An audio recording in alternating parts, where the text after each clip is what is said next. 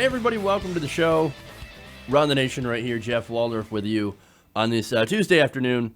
Got a great show for you guys, so don't go anywhere. In fact, share, and share. Sharing is caring, helps out the stream. Welcome to the show. So, we got some great stories for you guys today, including victory for progressives. Ooh, big victory today. Orchestrated none other than by Senator Bernie Sanders. So we've got that. That's an awesome story. We're going to lead up with that because I love good news. Now, we also have some news about Kavanaugh, of course. We've got Donald Trump calling a reporter basically saying that she's stupid. That's fun.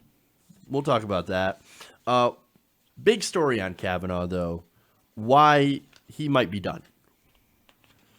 There is a story going around, and there seems to be some evidence that Kavanaugh had attempted to, I guess, tamper with witnesses. Might be in a little bit of trouble. At least when it comes to his job. Then we have Senator Warren, great bill from Elizabeth Warren. We're going to talk about that on housing. And then, of course, net neutrality. So a lot of great stories, a lot of good news going around today. And, of course, the usual craziness. Before I get into the stories here, though, again, please like and share. Helps us out greatly. Also, I'm getting asked, Edward Norton asks, what do I think about Kanye's MAGA Superman rant? Okay, so look, I don't give two shits about Kanye West.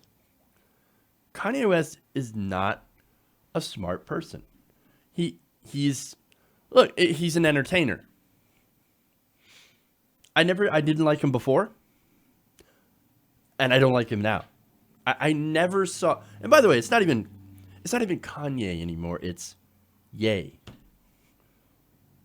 I'm just going to call myself Ye. You know what? I'm going to change my name. You can just call me Jay. It's Jay. It's not Jeff anymore. It's Jay. It's not the same goddamn thing. It doesn't make any sense.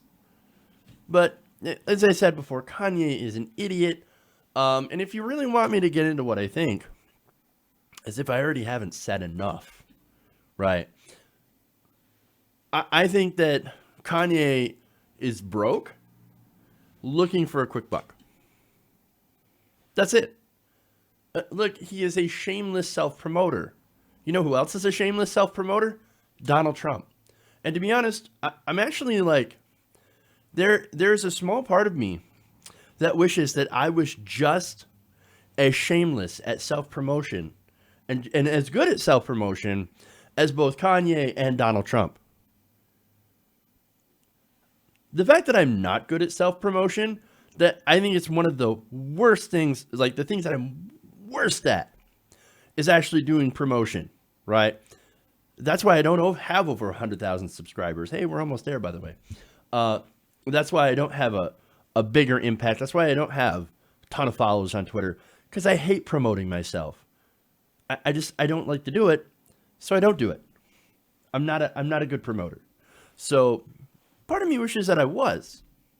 But it gets to a point of where it's absolutely annoying how much you promote yourself.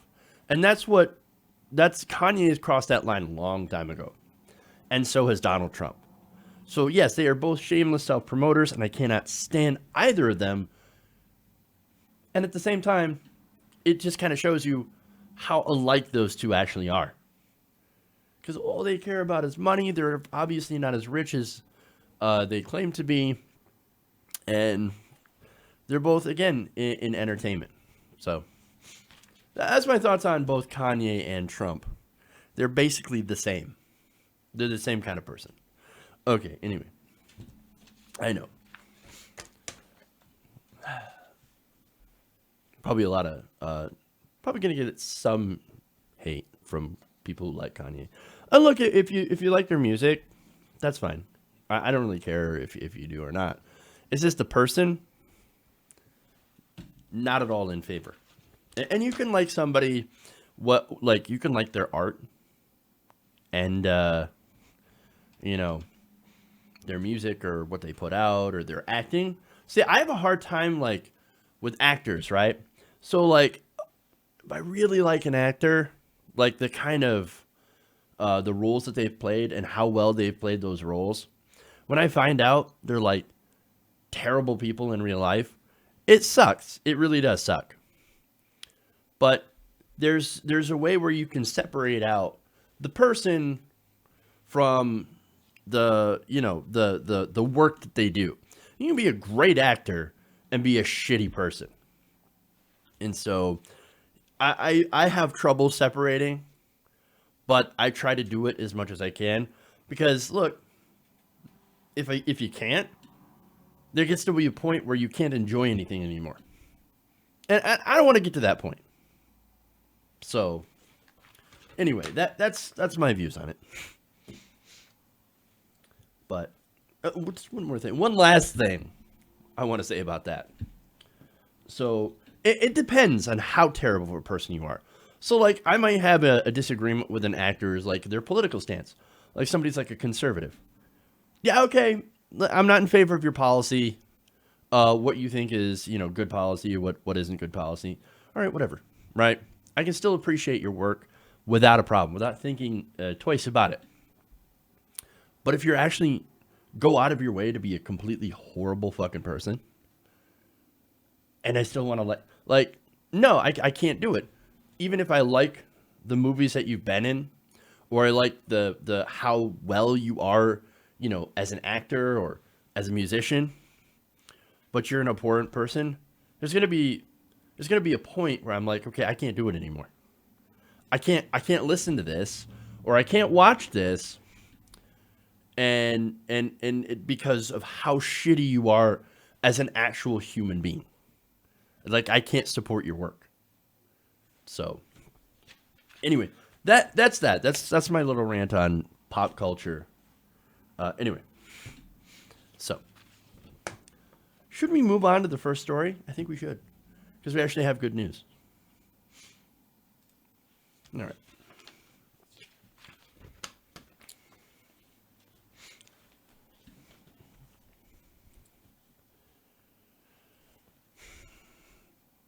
Earlier today, Amazon announced that it will be, due to pressure, raising the minimum wage for all U.S. employees to $15 an hour, signaling a gigantic win for the progressive movement, for the Fight for 15 movement, for all the activists and the politicians on the left that have been pushing for Amazon to raise the minimum wage, specifically Bernie Sanders.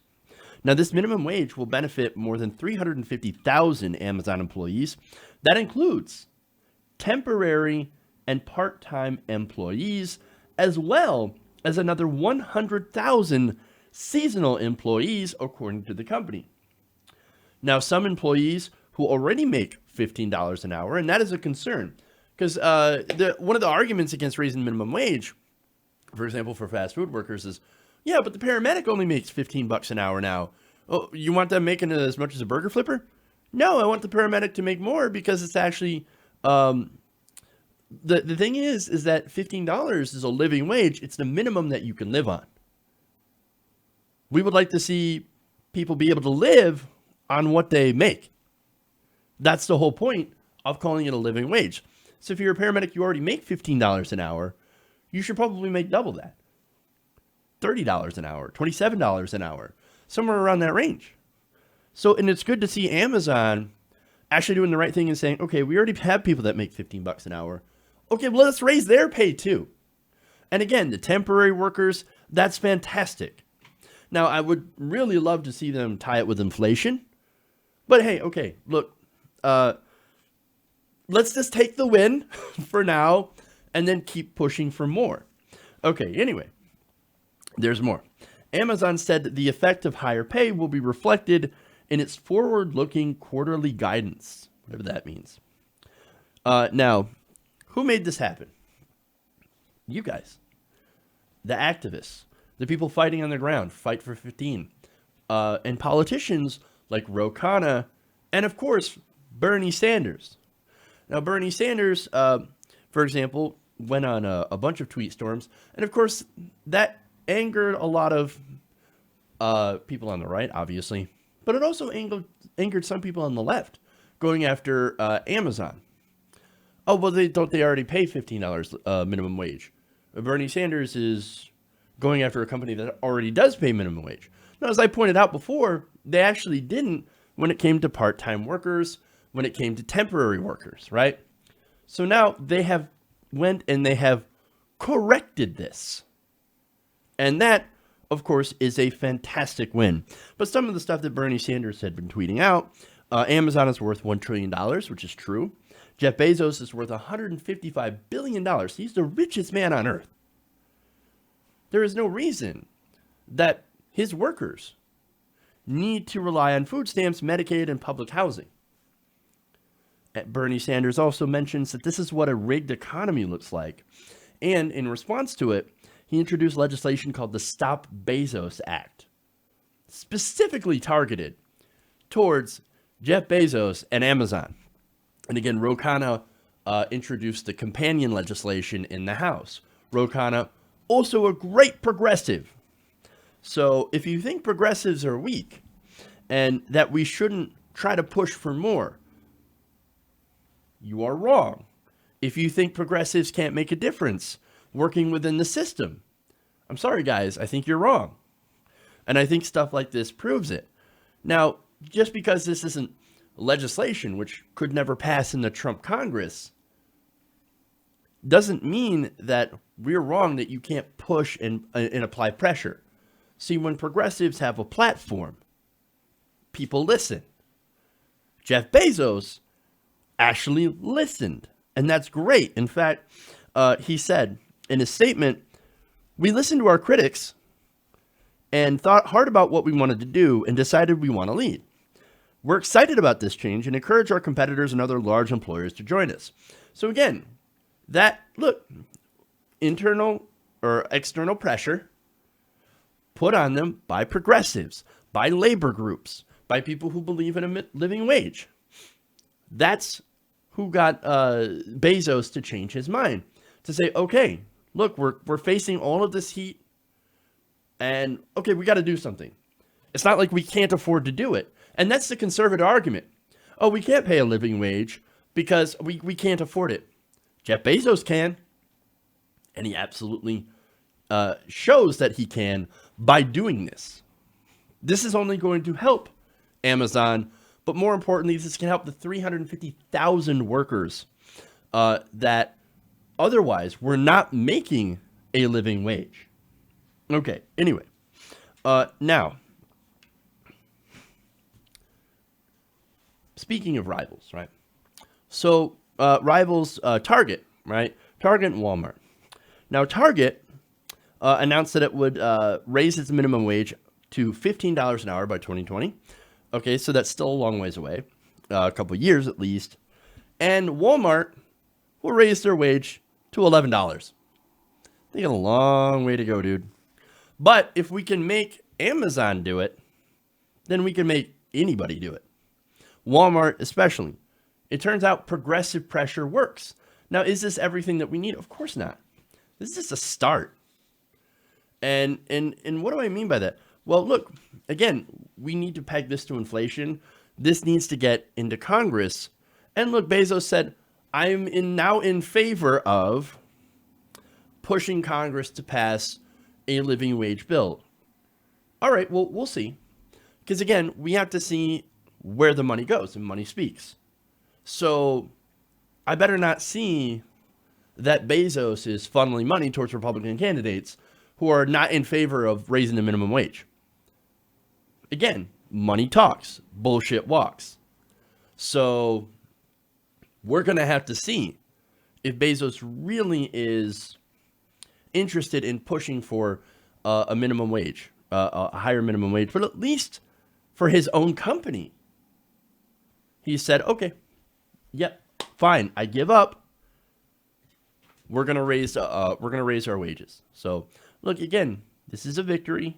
It's also a victory for people in the UK because they also will be raising wages for British employees to a minimum of $13 an hour for workers in London and $12.31 for the rest of the country.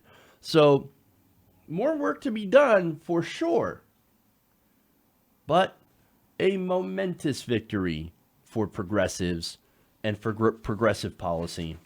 It's going to be really, really difficult for some of these CEOs that are making billions of dollars, that are worth billions of dollars, to now say, oh, sorry, yeah, we can't afford to pay our workers a living wage. Bullshit. If Bezos can do it, so can you. Okay.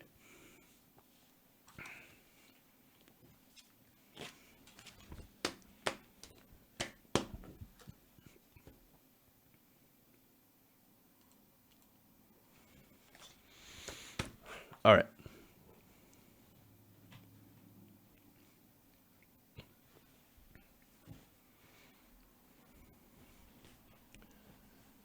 So yesterday, President Trump got caught insulting a female reporter. Now, when Trump called on journalist Cecilia Vega of ABC News during the Rose Garden press conference, he basically said that she was stupid. That's pot calling the kettle black, but I want to show you this exchange, and then I want to tell you what the White House did afterward, which is incredibly frustrating. First, let's take a look at that video. She's shocked that I picked her. No. She's like in a state of shock. I'm not thinking, Mr. That's President. okay. I know you're not thinking. You never do. I'm sorry? No, go ahead. Go ahead. In a tweet this weekend, Mr. President, you said that it's incorrect to say you're limiting the scope of the FBI investigation. What does that have to do with trade? I don't mind answering the question, but, you know, I'd like to do the trade It has to do with the questions, other right? headline in the news, which is the I know, Kavanaugh but nomination. how about talking about trade, and then we'll get to that. I might answer the question, except that I'm not going to answer the question, and I'm going to say that you're stupid. Oh, you're never thinking. Now, look, I think this is, a lot of people are saying, okay, this is sexist, and it is, but I think to him, this is, no, I hate the press. I think the press doesn't think at all. But of course, you got to look at the history, too, of misogynistic statements by Donald Trump. He's absolutely a misogynist. But I think this is more of like, I have internal misogyny, and I don't respect women, but I respect the press even less. So if both you're a journalist and a woman, I'm going to give you extra disrespect. I think that's what it is here. But anyway, now, the White House transcript. So that's something that normally isn't controversial, right? So whatever the Trump says, they write it down. Well, it turns out that they didn't write this down. At least not the way that it was said. They actually said, thanking, right? That's what it said in the transcript. This was edited to make Trump not seem like a misogynistic ass. Awesome. Official White House transcript misquotes POTUS today, according to W7VOA on Twitter. I was sitting behind her in the Rose Garden, and we are all clearly heard him say, I know you're not thinking, you never do. Try to hide that if you want. But, so, not only, like I said, did he not answer the question, but he insults her, and then the White House decides to cover for him. Now, going to the response here, because you're going to love this. Twitter, the internet, as usual, does what they do best, defends Cecilia Vega, and also rips Donald Trump. Let's listen to these tweets. Misunderstood Ninja tweets in, bless you, Cecilia, for keeping your cool and composure. That exchange was awful, and Trump's bully acting out. Great job keeping your focus. And look, yeah, she was asking a perfectly legitimate question. Donald Trump had no interest in answering that question because he doesn't like answering questions, at least about Kavanaugh. He's like, oh, I want to talk about trade. I want to talk about trade. Yeah, you want to talk about trade because you got to win. Now, in reality, your trade deal that you say is so tremendous and fantastic It basically is a renaming of NAFTA with a couple of small changes, a couple of small tweaks. Oh no, I'm going to tweak it, then I'm going to rename it, and then I will declare victory. That is the Trump playbook 100% of the time. But anyway, let's distract from that, from Kavanaugh, with my win. Wonderful. Now, Scartabello, that's Peter Scartabello, tweets in, love how you handled Trump's rude remark. Excuse me. Yeah, he better back down. Joe Black says, she was polite. He was rude. Agreed. Sean MD says, is anyone surprised that he rudely skipped questions from not one, but two female reporters? So that's the other thing. He skips questions specifically from female reporters. Not just one, two. Again, there's that internal misogyny. He does not respect women. And he especially does not respect women journalists. Now, the only reason, this is Sean MD again, the only reason he can call fake news, news is fake news, is because they are covering a fake president. This man is despicable. Agreed. There could be another word that starts with a D. Deplorable? Is that the word? I think it is. All right. DJ, I'm not going to say that, says, dictators tell the press exactly what questions they may ask. That's a good point. And as I pointed out in a previous video, Donald Trump loves dictators. Duterte, Kim Jong-un. So yesterday came out that there was a story where Donald Trump was talking about how he got love letters from Kim Jong-un. He loves Kim Jong-un. He's like, oh, no, we fell in love. We fell in love. Such a strong guy. He's so strong. I wish they stood up here the way that they stand up to Kim Jong-un. He loves dictators. He loves dictators because he wants to be a dictator. He wants to be an authoritarian because he has authoritarian tendencies. So that's why he wants to control the press. He wants to have control over the executive branch. That's why he wants to put all of his cronies into positions of power. Brett Kavanaugh, another great example. Brett Kavanaugh doesn't believe that a president should be subject to criminal penalties while in office. I mean, it's very simple. Brett Kavanaugh would allow Donald Trump to basically get away with anything, to be above the law. Donald Trump looks at that and says, oh, yeah. Ooh, I love that. Oh, unlimited power? I take it. I want it. I want to be just like Kim Jong-un. That's what that's about.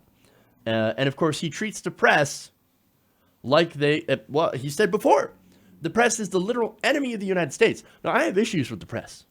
I have issues with the way news is reported. I have issues with corporate control over the news, all that. That said, Donald Trump's attacks in the free press, not cool.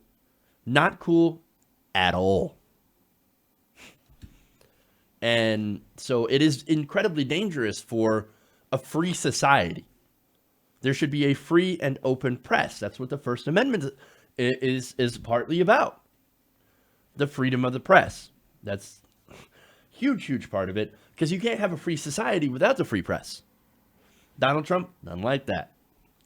Now, speaking of the press, Olivero Zapata says, Fox News can spend all their time doing propaganda for Trump. The rest of the press are there to ask the hard questions. And on Kavanaugh, that was a good question. You don't like it, go to North Korea or Russia or Venezuela. Now, speaking of Russia, of course, they're not exactly a free press utopia as well. So I'm just saying. But strongmen, dictators, Putin, Duterte, Kim Jong-un, those are the people Donald Trump cozies up with because he wants to be just like them. That's who Donald Trump is. Okay. All right. So here's what I'm going to do. I'm going to take a quick break. We'll come back. We got plenty more stories here. We'll talk about Republican senators literally running and hiding from survivors of sexual assault. That's awesome. We've got a video to go along with that. Why Kavanaugh is likely done. And Elizabeth Warren, the rest of the story. So come right back. We'll be back in a minute. So stay right here around the nation.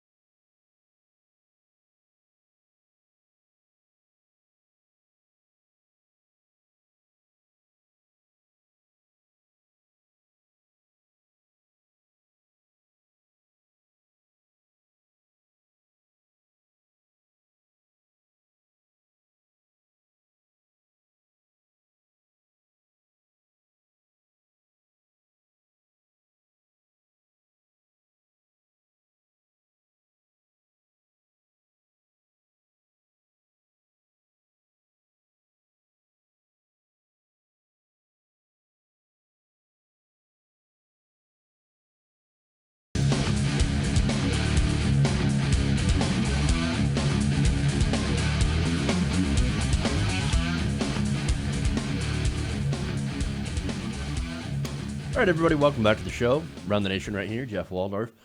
So something that's not actually on the today's show list, but what is something that I do want to talk about real quick here is Obama just came out with a list of endorsements, right? So guess who's on that list? That is, I guess, making a little bit of news in progressive circles. That would be Alexandria Ocasio-Cortez.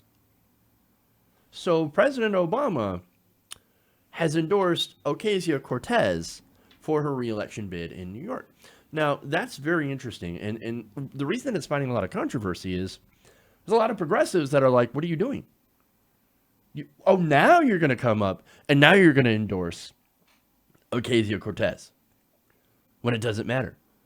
Well, look, to be fair, if he had endorsed Joe Crowley, had he won the primary, it also wouldn't have mattered. It's a blue district. I guess I don't think that it's a gigantic thing. I actually think that it's kind of a good thing in a way. And so let me explain. This kind of shows that the Democrats are starting to rally around progressives. So all throughout 2017, I criticized the Democrats for not getting it, right? For not supporting progressives. And there are certainly a lot of DNC tricks that have been used during the primaries in order to stamp out progressive ideas, right? And in order to stop progressives. And some of them use dirty tricks. No doubt, right? But those who have won their primaries should be backed by Democrats. I mean, look, if you're one of those blue no matter who people, right? Then you should be supporting Democrats. Even if they're progressives from outside the system, and there are plenty of new progressives that have won inside the Democratic Party. If you're not supporting them because of, they were backed by Senator Bernie Sanders during the primary, then you're a hypocrite. Because these are the same people that say, no, you don't support the real Democrat. You're not supporting the Democrats. What are you doing? No, it's rank hypocrisy. Thankfully, there's not a lot of people that are doing that. Yes, there are some major voices that are like, I'm not going to support them because they're supported by Bernie Sanders, they're supported by progressives, or they said this and that during the primary. No, the whole point is to get good progressives elected inside of the Democratic Party. That is the whole purpose of Dem Enter, is to get progressives inside the party so that the party apparatus lines up behind our ideas and our candidates, progressive ones. And I think that's starting to happen. Now, again, it's not always going to, of course, mean radical change this second, right? That's not what it means. But it does mean that they're slowly starting to understand. It's starting to sink into their skull that maybe we should support these wildly progressive candidates that won in their primaries, and we should support them against Republicans. Good. I think that's a good thing. I think when the Democrats start to come around to actual progressives, that's a great thing. And so I don't understand the criticism. And look, I know there are people asking, what did she do for that endorsement? She didn't have to do a damn thing. She was going to win her race anyway.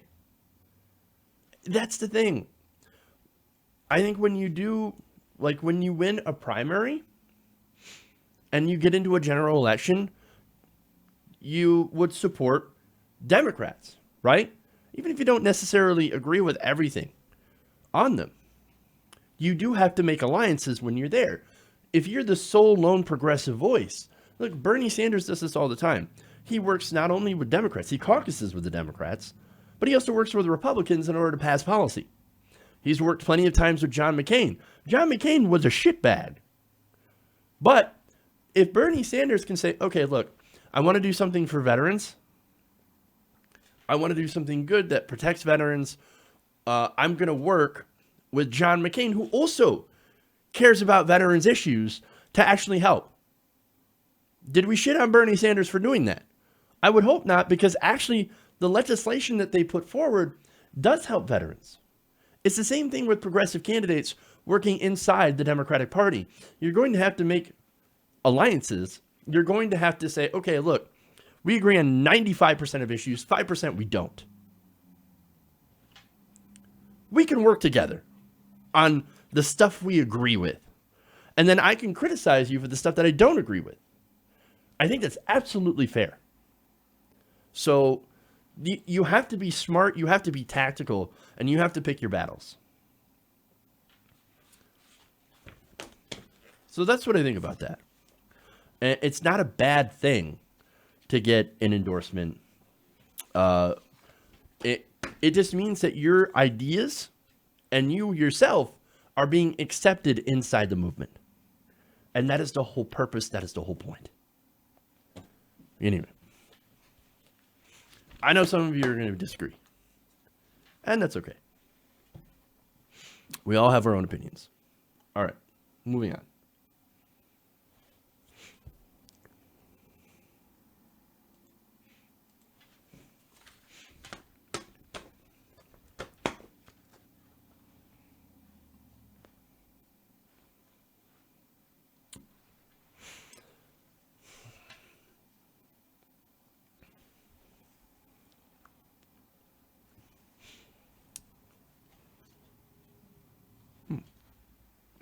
All right, hold on.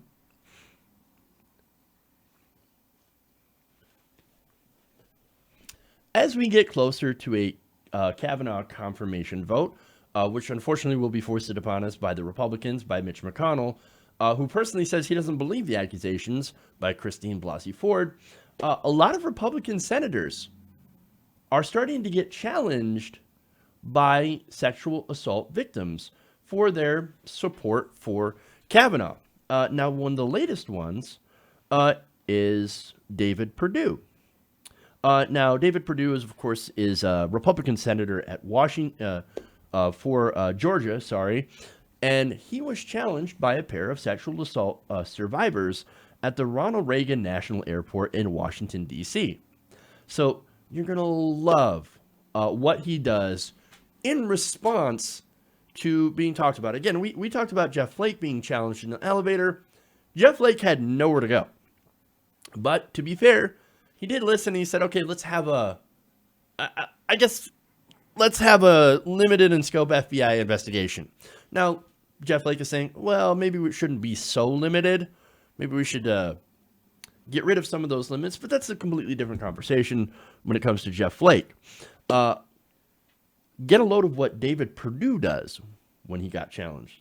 Let's take a look. Well, Senator, don't you think it's important for you to talk to constituents about how you're voting? Senator, there are millions of women who have come out about their sexual assault. There are millions of women who have come out about their sexual assault, and you don't feel you have to ask any questions? You don't feel that you have to answer any questions to people who have come out about their sexual assault?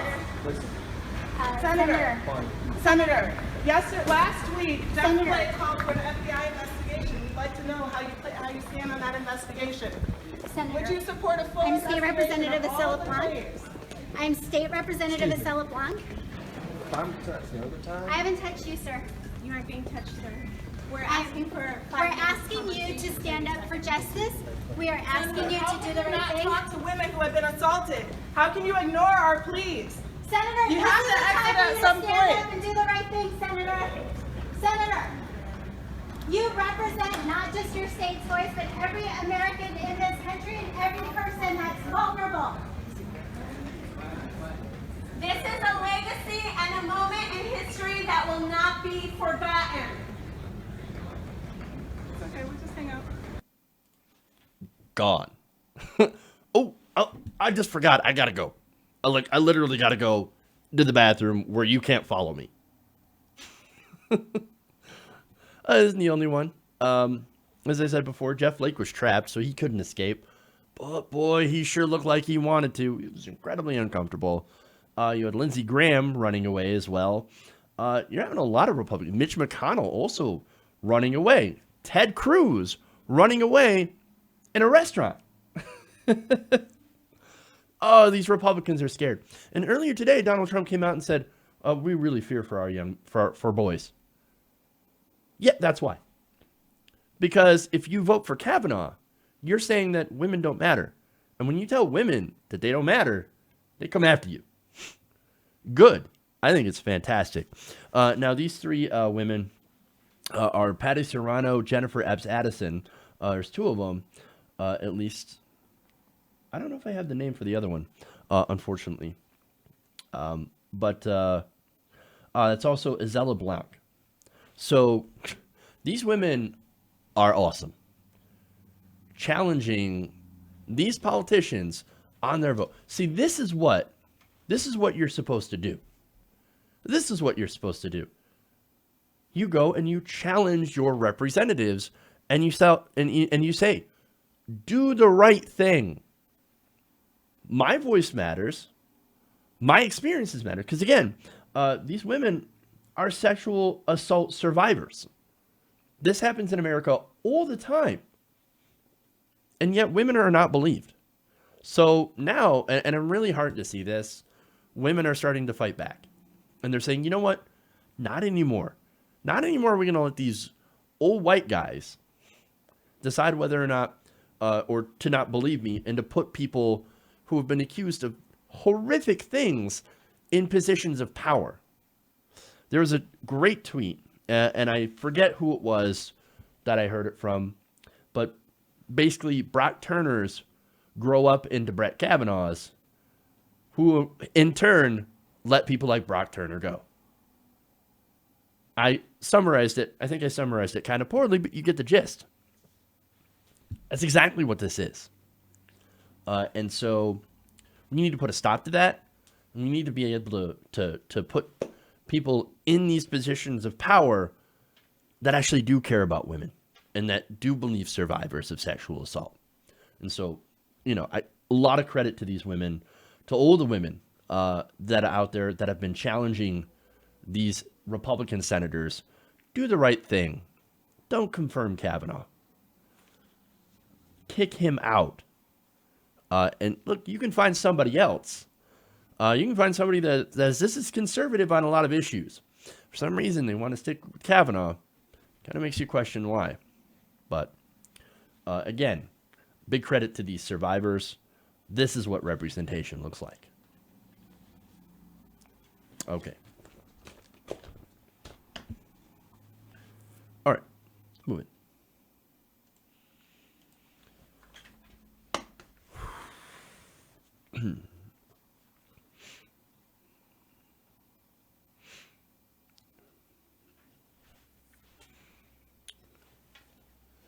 So during his hearing, Brett Kavanaugh claims that he didn't know about the allegations from both Deborah Ramirez, Christine Blasey Ford, and Julie Swetnick. And now, of course, that he knows, he categorically denies them. However, there is new evidence that he did at least know about one of the allegations. Now, this has been revealed through text messages that have been obtained by the FBI. Now, according to an article here, in the days leading up to a public allegation that Supreme Court nominee Brett Kavanaugh exposed himself to a college classmate, that's Deborah Ramirez, the judge and his team were communicating behind the scenes with friends to refute the claim, according to text messages obtained by NBC News.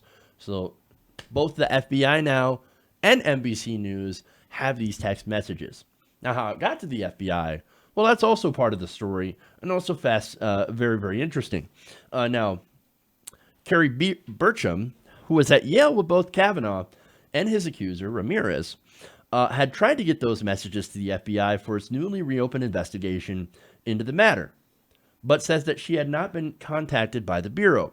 Now, again, this story came out yesterday, so that might have actually changed by now. Because now that they've been found to have that investigation that was too limited in scope and got called out for it, now they're saying, limited in scope, only to 4 people? Oh, no, no, they can talk to anybody. In fact, the FBI's got free reign now. This was a cover-up. This investigation was not actually meant to find anything.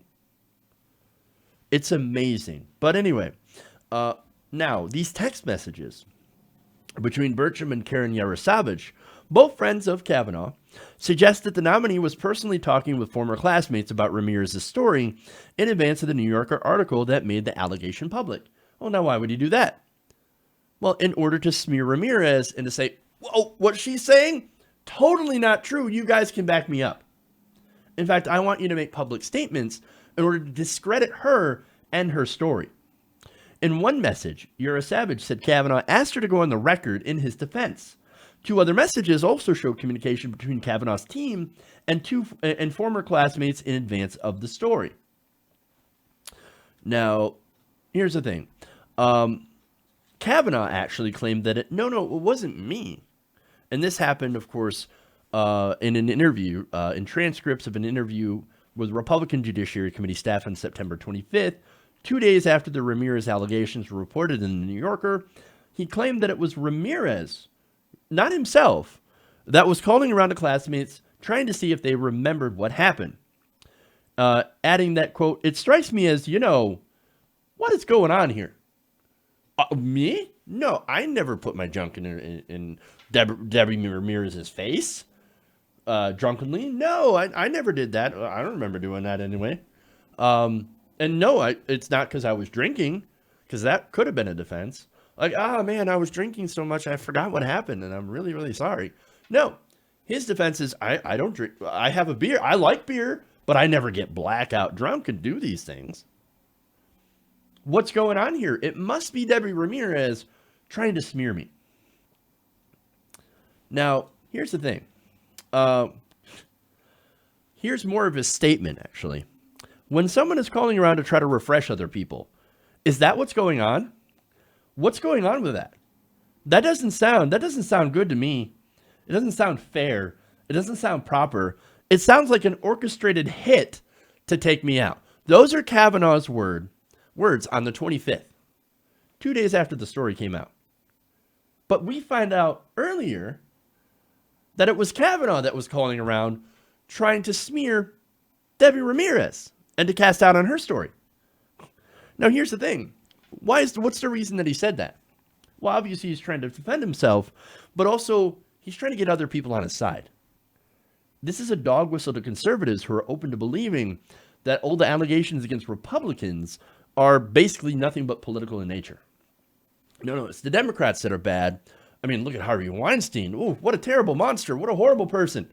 Look at Al Franken. What a terrible person. What a monster. We need to get rid of him. Oh, our guy? Roy Moore? No.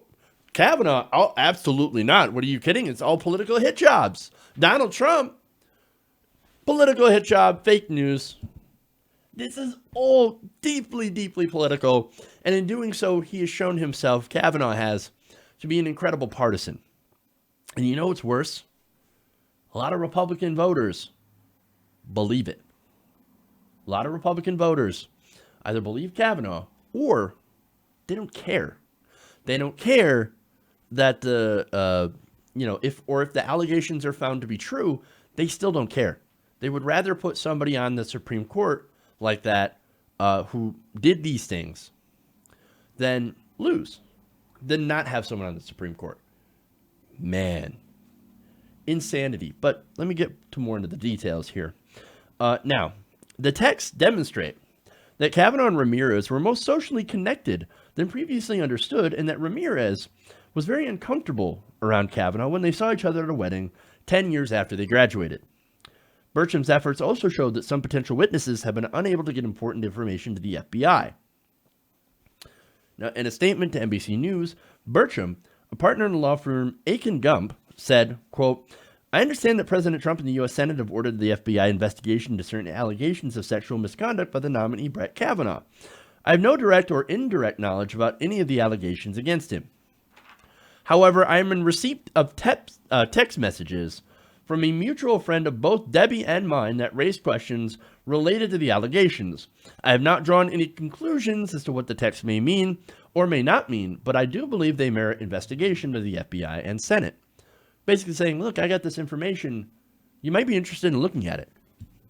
I don't have any opinion either way, but here you go. Here's the evidence that I have. And on Sunday, Burcham emailed FBI agent J.C. McDonough her memo. After getting no response, she resent the summary on Monday morning along with the screenshots of certain texts that she thinks raised questions that should be investigated. Again, there's somebody who has information, tries to put it to the FBI, tries to give it to the FBI, and because it was so limited in scope, the FBI didn't get back to her. Cover up? Well, Burcham doesn't think so. She said, I'm sure he's just really busy, and I expect that he'll get back to me. Oh man, you're too trusting. Bless your heart. I think this is an attempt to cover up because it was so limited in scope. But anyway, what this means is that there are still a group of people that the FBI should talk to because they have information that's relevant to this investigation. Now, the nature of the evidence is, well, maybe they could find something exculpatory. Or not. Don't know. Now, Burcham, dismayed at not being able to reach the FBI, did reach out to Senator Richard Blumenthal. Now, Blumenthal said, we heard from Kerry late on Thursday and submitted her summary to the Judiciary Committee early Friday. Spokesman for Blumenthal said in a statement to NBC News, after we were made to jump through several hoops that delayed our moving forward, it became clear that the majority committee staff had not turned the summary over to the FBI and in fact had no intention of turning it over to the FBI. With our insistence, Kerry submitted her summary to the FBI herself. Now, on the other side, however, you've got Chuck Grassley. Now, Chuck Grassley likely does not believe Blasey Ford, doesn't believe in any of these accusations against Judge Kavanaugh, and wants to move him forward, right? Is in favor. Now, he said, through a spokesman, that the texts from Ms. Burcham do not appear relevant or contradictory to Judge Kavanaugh's testimony. This appears to be another last-ditch effort to derail the nomination with baseless innuendo by Democrats who have already decided to vote no.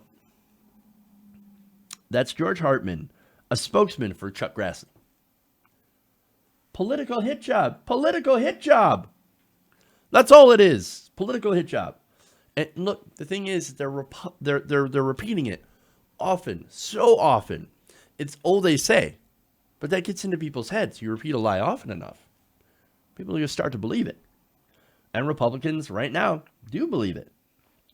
Now, whether this is relevant evidence or not into the claims, there is still problems with Kavanaugh lying. As these texts would indicate, Kavanaugh has absolutely lied about his relationship with Ramirez. Now, Burcham's text with Yarosavage included a copy of a photograph of a small group of friends from Yale at a 1997 wedding.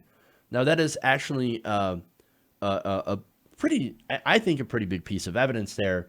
That picture, again, he's like, oh, who? Debbie who? Ramirez? Never heard of her. Well, this picture says otherwise. In fact, that photo showed Kavanaugh smiling alongside Ramirez 10 years after they had graduated. Both were at a wedding party. Kavanaugh was a groomsman and Ramirez a bridesmaid at this particular wedding. Now, when Kavanaugh was asked about the wedding during a committee interview on September 25th, he said, I don't know, I was probably at the wedding. Maybe.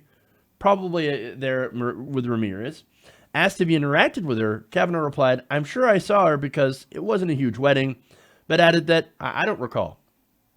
I mean, I might have been there, and I don't really recall. Really? Well, that would be misleading Congress. Look, lying to Congress is a felony, whether or not your testimony is taken under oath or not. You shouldn't lie to Congress. I know there's a certain irony because Congress can lie to you all the time, but hey, I get it. If you're somebody who's like, well, the law is law, you got to follow the law. Well, then lying to Congress is a felony. That's the law. You can't lie to Congress. The problem with Kavanaugh here is that he cannot help but lie. That alone should disqualify him from the bench. Not alone, along with being nakedly partisan, which he absolutely is. And that's not even counting the allegations if they're found to be true. Kavanaugh has disqualified himself through his actions. Why are we still here? Why is this still a thing? Why has Kavanaugh not been withdrawn his nomination? Why? And now we have him sending texts to people asking to aid his defense before allegations become public, which contradicts his previous statements about not knowing about the charges. He knew it was going to come up. How much more did we need to see? Now, apparently, a lot more. In a series of texts before the publication of the New Yorker story, Yarosavage wrote that she had been in contact with Brett's guy and also with Brett, who wanted to go on the record to refute Ramirez. According to Burcham, Yarosavage also told her friend that she turned over a copy of the wedding party photo to Kavanaugh, writing in a text, I had to send it to Brett's team too. Further, the text showed Kavanaugh may need to be questioned about how far back he anticipated that Ramirez would air questions or allegations against him. Burcham says in her memo that Kavanaugh and or his friends may have initiated an anticipatory narrative as early as July to conceal or discredit Ramirez. July, man. July. They knew. And look, I asked a question. When those 65 women came out in favor of Kavanaugh overnight, I was like, wait a minute. That seems really weird. Like, don't you think that there's something a little odd that overnight, as soon as allegations came out, he had 65 women sign something that says, oh, no, I know Judge Kavanaugh. He would never do something like this. In fact, Judge Kavanaugh, he's got a wonderful character. He would never, ever do anything like this. And all the allegations against him are wrong. Who has that ready? Somebody who expects it. Somebody who expects it, of course. Kavanaugh told the Senate Judiciary Committee back on September 23rd, under oath, that the first time he heard of Ramirez's allegation was in the New Yorker. And I'm sorry, the New Yorker article came up on September 23rd. He told him on the 25th. So that is a lie. He has been caught up in yet another lie. Another one. There's more. A September 24 text shows Yara Savage clarifying that she did not refute Ramirez's claims to the New Yorker. Republicans in Kavanaugh have said that his former classmates who gave anonymous statement to the New Yorker have refuted Ramirez's claim. That's one of them, right? So, oh no, I've got former classmates here that refute the claim. Yara Savage says, no, I didn't refute it. She said, quote, I didn't say I would have known. I said she never told me. I never heard a word of this ever happening and never saw it. But then said, the media surmised that I was saying she's lying. But I'm not. I just wasn't there. I didn't hear about it. That doesn't mean that I don't believe her. That doesn't mean that it didn't happen, and I don't refute those charges. But unfortunately, Republicans continue to play that narrative and continue to say, no, they refute it. They refute it. No, they don't. They're just saying, I wasn't there, so I cannot confirm it. That is a lie. Now, there's one more thing that concerns the wedding party. To go back to that. According to the information that Burcham provided, Ramirez tried to avoid Kavanaugh at the wedding of their two friends, Yara Savage and Kevin Genda. Ramirez, Burcham wrote, clung to me. She never went near them, a reference to Kavanaugh and his friends. Even in the group photo, Burcham wrote, Ramirez was trying to keep away from Kavanaugh. Now, the question here, the reason that I bring this up, and this was in a September 24 text message. Why would you want to avoid Kavanaugh if he didn't do anything wrong? If he didn't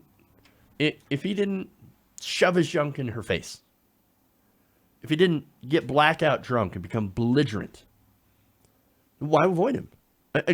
I'm pretty sure most of you ladies that are watching would probably go out of their way to avoid someone who did that to you in a drunken fit, who has a history of drinking too much and then becoming both aggressive and belligerent towards women, who also may have participated, and we don't know, in rape trains on unconscious women. And part of the allegations from Julie Swetnick is that, look, he was present. I don't know if he actually was involved in them, but he might have been spiking the drinks, and he might have, but I didn't see it. But I know that he was there when it happened. He was present. And I'd like to know what that means. But look, if he didn't do it, then why would you avoid him, right? And you also wouldn't contact classmates to organize a defense against charges that weren't even out yet if you didn't do it. Nobody does that. And that's the point. No one does that unless they know charges are coming down the pike. Charges not only that he's lying about, but also lying about knowing before that article was even published. He knew about the charges. And he lied about it. Constantly. Lies, lies, lies, lies. He lied about the Renata alumnus, about the drinking age in Maryland. Oh no, it was 18, so I was legally drinking. No, it wasn't. It was actually just changed to 21.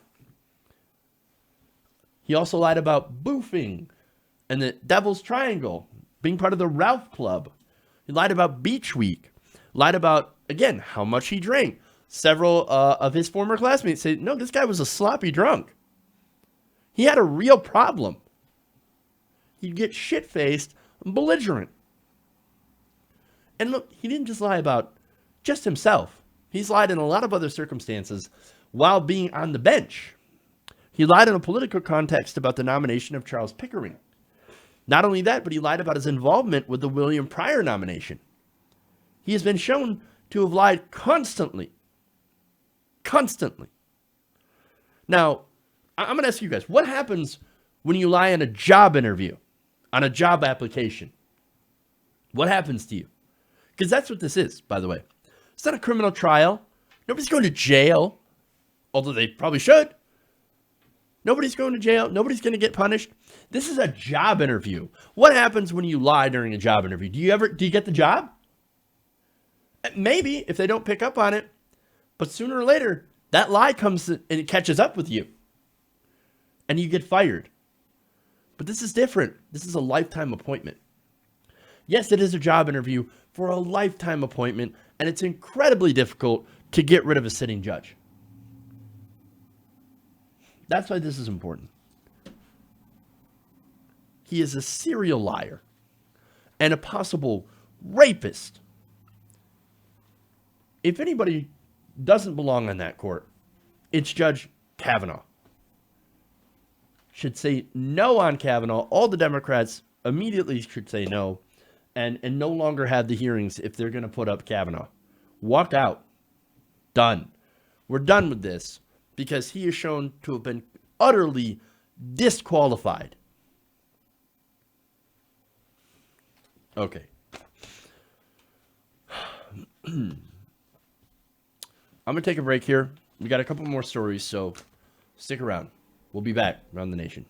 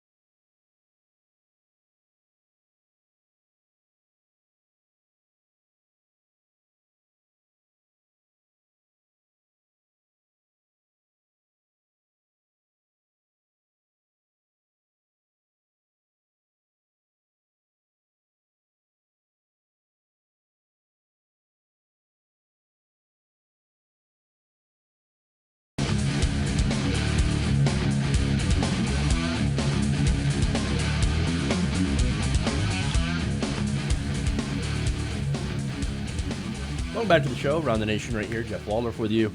Before I get back to the stories, I want to thank everybody for watching. Please give us a like and a share. Also, I want to thank the patrons, patreon.com/QOTNation. You guys make the show happen. So thank you, thank you, thank you. I appreciate each and every one of you for helping out and making sure the show stays on the air. So I just want to get that out. Thank you guys. You're amazing. All right. So, yes. We are near 90,000 subscribers. So we are 89 and a half thousand. Hold on. I said that completely wrong. So let me go back here. Words, they're difficult.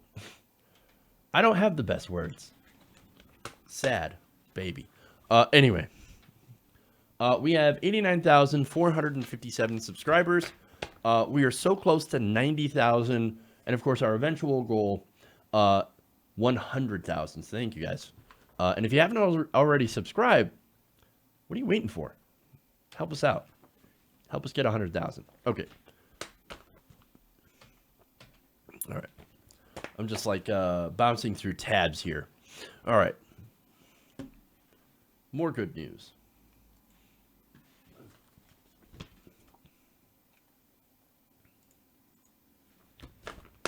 All right.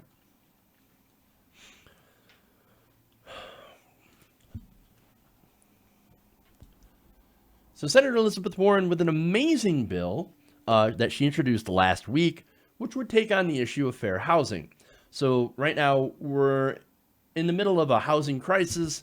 Of course, there's a lot of people that can't afford homes, but there are people that are being impacted even more so than everyone else, and that's, of course, the minority community.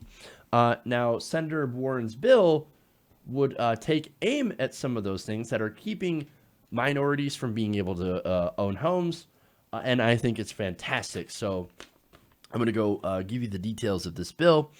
For one, it's actually going to lower the development cost of housing. Now, the idea here is that if you have cheaper development costs, you end up with cheaper rents. They're not going to be able to justify higher rent. Now, it also aims to increase the supply of affordable housing, which also is supposed to lower rent, by putting billions in federal dollars into programs that would subsidize developments in rural, low-income, and middle-income communities. So, look, that's very important, especially when you have big city areas that are taken over by, basically gentrification, where you have really expensive condos and townhouses and actually really expensive regular homes placed in a lot of these areas. So when wealthy developers come in and they develop these properties that are meant for people who are actually quite wealthy, Silicon Valley, for example, that pushes everybody else out that can't afford those rents. So the idea here is, let's put in affordable housing, subsidized housing in these areas so that we can bring people in who are not just wealthy, but people who are low income and middle income, so they can live in these areas as well. So that's awesome. Now, this is one part of that bill. Again, Warren's bill actually attacks the issue of unaffordable housing in a lot of different ways. So here's another. What it would also do is it would change zoning laws. Now, the idea here is that certain discriminatory zoning laws passed by local city councils in local areas are making it very difficult to do affordable housing. It actually makes housing development even more expensive. But wait a minute here, you say. Zoning laws are generally set at a local level. What's Elizabeth Warren going to do about it? And the problem, of course, with zoning laws is that they end up limiting low-income residents to moving to wealthier neighborhoods. So, look, that problem actually is by design, I think. Because there's a lot of these wealthier areas that are like, I don't want poor people moving in my neighborhood. I don't like poor people. I especially don't want poor minorities moving into my neighborhood. Well, sad day for you. Because changing these zoning laws and putting in more affordable housing will solve that problem. Or at least will go a long way to solve that problem. Now, but as I said, zoning laws are set up by local councils. What's Elizabeth Warren going to do with it? Well, part of her bill would actually create a block grant program, a competitive block grant program. Now, the grant money could be spent flexibly on schools, parks. Now, one problem here with creating more affordable housing in a lot of these areas is they'll say, well, look, we don't have room in our schools for all these people. Where are we going to, put them when it comes to education? Well, this solves that problem by saying, okay, look, here's block grant money. If you redo your zoning laws to be more inclusive to people who are low income, low and middle income, then you can use this money to expand your school and therefore solve that problem. All right, there you go. So that would actually have a big impact. Now, those communities can only access grants if they re-examine and redress land restrictions. So if they change their zoning laws to be more inclusive. Wonderful. I think that's a good idea. Now, the bill also looks at segregated communities. Now, under the bill, black families long denied mortgages by the federal government qualify for something called down payment assistance, which would, of course, help people pay a down payment in order to get a house.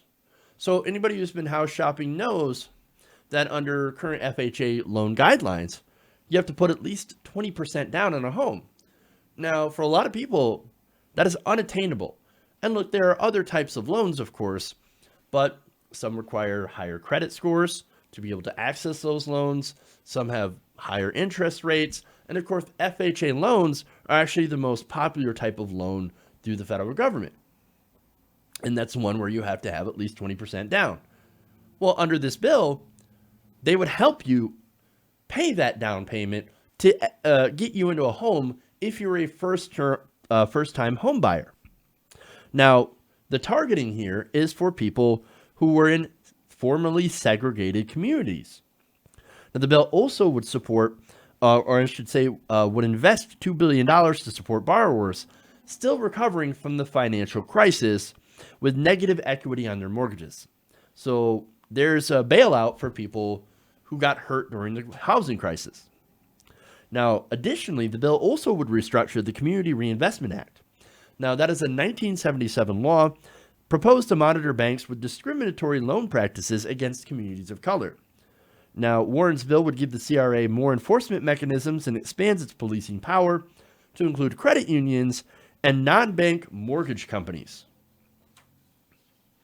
Lastly, the bill would also strengthen anti-discrimination laws by expanding Fair Housing Act protections to include gender identity, sexual orientation, marital status, and source of income. Not only that, but the whole purpose here is to stop the practice of redlining. Now, what is redlining? It's basically defined as the practice of denying or limiting financial services to certain neighborhoods based on racial and ethnic composition without regard to the residents' qualifications or credit worthiness. So that's, of course, a practice that has been widely used to discriminate against people of color and to prevent them from building intergenerational wealth through homes. One of the biggest ways to build wealth for your family is to own property, is to own a home. Unfortunately, a lot of minorities were traditionally limited from being able to do that, so they don't have access to that intergenerational wealth. Now, going back to that down payment assistance, that's also why that's really important. Because, look, there are white families that already have that intergenerational wealth. Not all of them, of course. I come from a family that doesn't have any of that, right? So now you think, okay, I can think that that's completely unfair to me, but a lot of white people actually do have that intergenerational wealth that they can draw upon. They can borrow in order to help with that down payment and get some sort of help from parents, grandparents, or maybe get a house handed to them. Again, I'm being very, very, very general because there's a lot of situations where white people don't have that. But there's even more examples of minorities not having that kind of intergenerational wealth, which means they've got no help in being able to get that house to be able to start building that wealth. That's what this bill targets and says, you know what? No, we're going to help you be able to afford that home so that you can build that wealth for your family through home ownership. Now, so I think this is great. This bill hits those problems of affordable housing from a lot of different angles. Is it complete? I don't know. Will it actually solve the problem? Well, there's a few people that say might not. I'll get to the criticism in a minute. But say what you will about Elizabeth Warren. On these issues, she's really good on this issue. All right. Now, Jenny Schutz, to go to the criticism here, she's a David M. Rubenstein fellow at the Brookings Institution. She notes that many neighborhoods with the strictest zoning laws are wealthy enough to not need federal funding, and in her opinion, would not be incentivized to making changes. So these are your wealthy gated communities that are predominantly white. Now, these are the areas that could use some desegregation. Again, they are basically segregated from everyone else in their nice little gated community. Schutz is making a great point here when she says if you're trying to incentivize some of these communities, you're going to have to offer them a lot of money. There's little incentive for them to participate otherwise. And that's a fair point. So, look, I don't know. I don't know if these ultra wealthy areas are going to take that money, There's a lot of other places that probably will. You don't know what's going to happen until you try it. So now, speaking of trying it, right now it's DOA. Of course, we've got a Republican Congress. They hate this. Now, Ben Carson, however, is like, oh no, I would love to tackle this issue because I am both black and on the housing and urban development. I'm the head of the agency. In case you guys forgot, because Ben Carson has basically been sleeping his way through his entire tenure, not really making news. But Carson himself has loosened rules in order to crack down on segregation when it comes to housing and, of course, people being ripped off. So he's not somebody that you should trust as an authority on this issue. Elizabeth Warren, however, I do trust her with this issue. The real hope here is if there is a blue wave come November, and that continues into 2020, we could actually see this kind of legislation be able to pass, which would be an enormous help for people struggling with not being able to own homes, not being able to afford rents. Because again, rent would actually go down.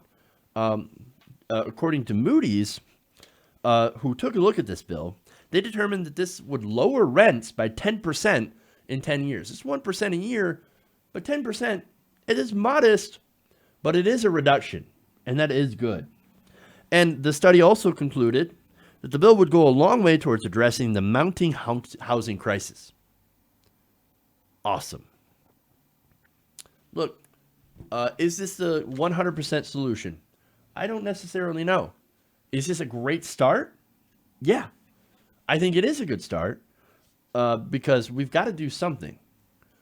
And I think attacking this issue, because there are other housing bills that have been, passed before that didn't address all of the issues. This one is the most comprehensive piece of housing legislation that we've seen. And so big credit to Elizabeth Warren for not only drafting this, but for pushing for this, because it is a great piece of legislation. And hopefully it not only starts a discussion, but also going into where if the Democrats can retake control of power, can put this into action. Okay. I'll have to get to net neutrality tomorrow. I'm already super late. All right, guys. That's it for the show. Thank you for tuning in. Thank you guys, as always. Please like and subscribe. Consider becoming a patron, patreon.com/TYTNation. Thank you guys for the super chats. Edward, I appreciate that. I don't know why, but your name makes me think of the Hulk. But thank you, Edward, anyway. Thank you all for watching at home. Love you guys. And remember, change begins with you. Good night, TYT Nation. We'll see you guys tomorrow.